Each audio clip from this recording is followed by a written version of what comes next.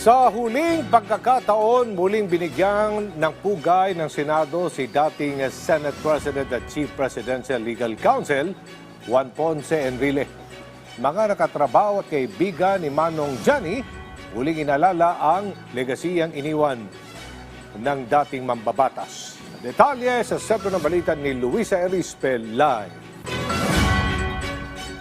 Adyo, pahinga muna ang Senado ngayong umaga sa mga pagdinig para bigyang daan ang pag-alala sa yumaong si dating Senator Juan Ponce Enrile. Sa huling mensahe naman ng ilang kasalukuyan at dating mga senador, tinawag nilang alamat at bayani si Enrile. Naging solemne ang buong Senado ngayong umaga para sa necrological service na isinagawa para kay dating Senator Enrile.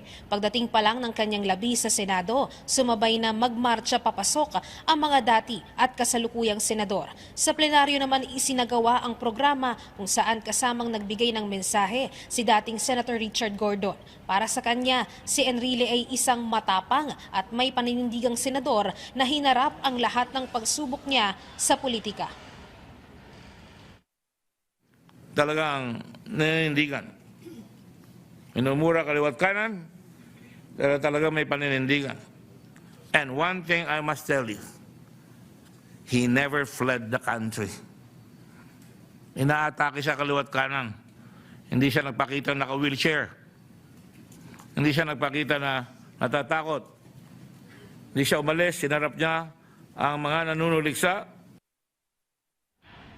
Si dating Pangulong Gloria Macapagal Arroyo naman, inalala ang suporta sa kanya ni Manong Johnny at ang naging malalim na koneksyon nito sa kanyang pamilya.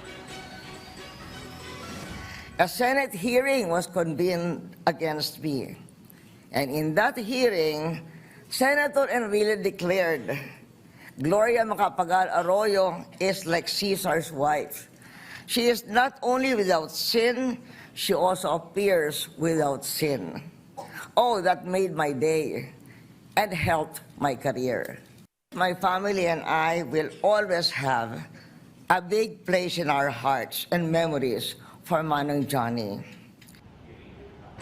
Sina Senator Erwin Tulfo at Robin Padilla naman tinitingala ang pagiging mentor ng dating senador at ang magkapatid na sina Senator Jinggoy Estrada at JV Ejercito inalala kung paano sila sinuportahan at hindi iniwan ng dating senador noong nagsisimula pa lang sila bilang mga mambabatas at kung paano rin hindi iniwan ni Manong Johnny ang kanilang ama na si dating Pangulong Erap Estrada.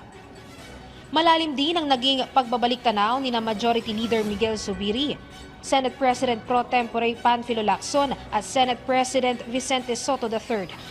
Nakasama pa nila noon ang dating senador sa Senado.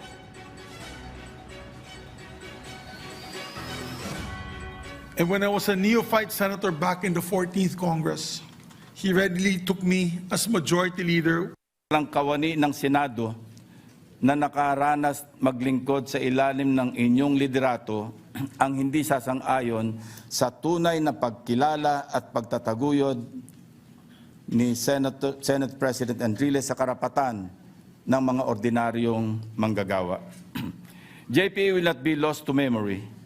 I had the good fortune of being a senator myself when he was, and being a fledgling senator that I was in 1992. I easily gravitated around the wise and fatherly figure whom I fondly call Manong Johnny. Paalang Manong Johnny, our dear friend, my dear friend, JPE, my president, we love you.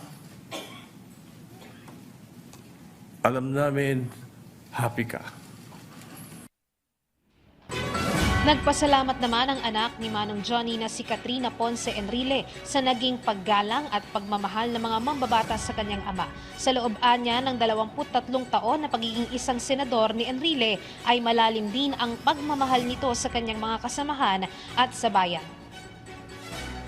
23 years. That's how long these halls knew the measured steps of Juan Ponce Enrile. But here's what sustained him, this chamber. You called him a mentor, but he saw you as teachers too.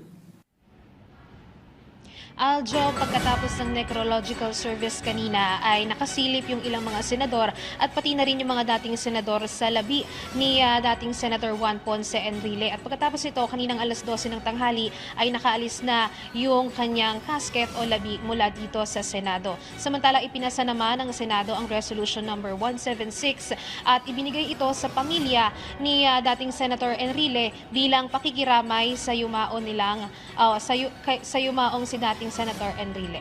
Adjo. Maraming salamat, Luisa Erispe.